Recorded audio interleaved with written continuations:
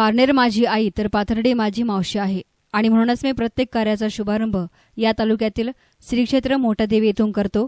लोकसभा निवडणुकीमध्ये आपल्या सर्वांचे सहकार्य आणि मोठादेवीच्या आशीर्वादाने मी विजयी झालो आहे। आता विधानसभेची तयारी सुरू करून ॲडव्होकेट प्रताप ढाकणे यांना विधानसभेत पाठवण्यासाठी आजपासूनच तयारी सुरू करा, असं आवाहन करत जिल्ह्यामधील 12 आमदार महाविकास आघाडीचेच निवडून आणण्यासाठी मी आतापासूनच कामाला लागलो आहे, असं प्रतिपादन नवनिर्वाचित खासदार निलेश लंके यांनी केलं आहे। पाथर्डी शहरामधील संस्कार भवन येथे भव्य नागरी सत्काराच्या कार्यक्रमाप्रसंगी खासदार लंके बोलत होते।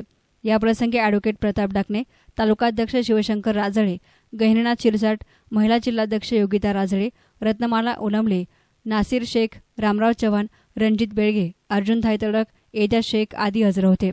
तर पुढे बोलताना खासदार लंके म्हणाले की सर्वसामान्यांनी ठरवले तर कोणतीही गोष्ट अशक्य नाही। 2010 मध्ये मी सरपंच, त्यानंतर पंचायत समिती, जिल्हा परिषद सदस्य, आमदार आणि आता खासदार म्हणून निवडून आलो आहे। अवघ्या 14 वर्षांच्या प्रवासात गल्लीपासून तर दिल्लीपर्यंतची विविध पदे आपल्याला जनतेच्या सहकार्यामुळे मिळाली आहेत। एवढ्या स्पीडने कोणालाही पदे मिळत नाहीत।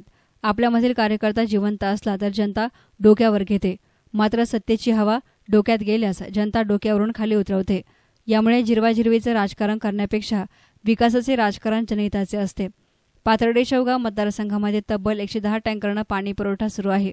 यामुळे आगामी काळात शेती, पाणी, रोजगार आदी समस्यांवर काम करावं लागणार आहे आणि येथील सर्व विभागीय अधिकारी आणि पदाधिकाऱ्यांची बैठक घेत विविध समस्यांवर उपाय शोधून आगामी 5 वर्षांमध्ये मिळालेल्या पदाच्या माध्यमातून मतदारसंघाचा चेहरा मोहरा बदलण्यासाठी प्रयत्नशील राहू।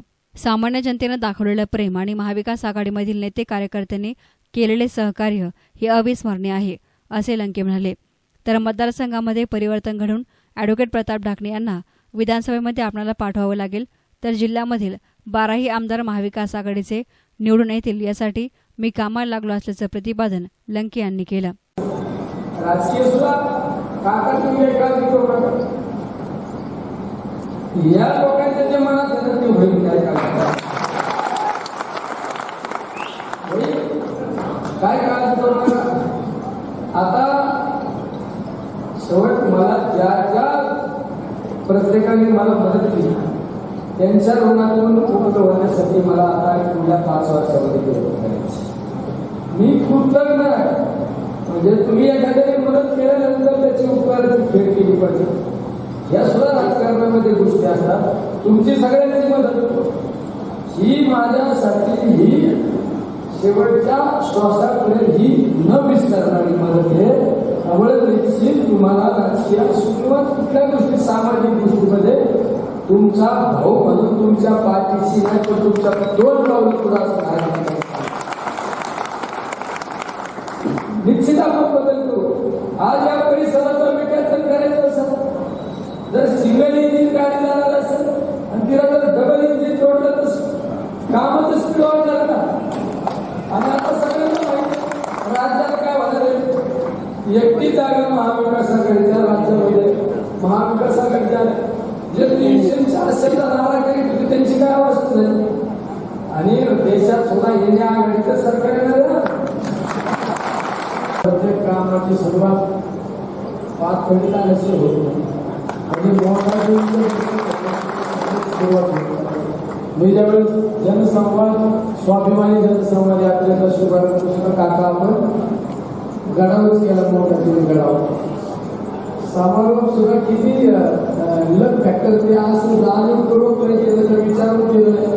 यांना सांगितलं प्रोग्राम बनवला, प्रोग्राम बनवला, त्यांनी प्रोग्राम बनवलं की नेमका प्रचाराचा समारोप 11 तारखेला 11 तारखेला प्रचाराचा समारोप सुद्धा इथं झाला। आणि निवडणुकीच्या माझी सवय, माझ्या प्रत्येक निवडणुकीच्या निकालाच्या आदल्या दिवशी मी दर्शनाला असतो। पुजाऱ्याला आपण माहिती आहे, कोणाला सांगत नाही। मी त्या दिवशी गेलो तर आमचं गेट बंद होतं, तिथं मला एकदा सांगितलं आता सिक्युरिटी तुमची वाट बघून गेली, रात्री काय 1-1:30 वाजता आलो ते मंदिरात पूजेतून वाट बघत होते, आम्हाला माहित होतं तू येणार आणि काय आम्ही शेतकरी संघटनेच्या लोकांना अंदाज आला आम्ही शेवटी या तालुक्याचं आणि माझं वेगळं लागतं। म्हणजे आज पण राजकारणात मतदानापुरतं लोक म्हणतात तो स्वार्थी असतात, मतदानापुरतं सगळ्यांना आपला जो आपला निवडून आले तर भांडवल काय मी कसा आहे. एसआर मीडियासाठी प्रतिनिधी सचिन दिनकर, पाथर्डी.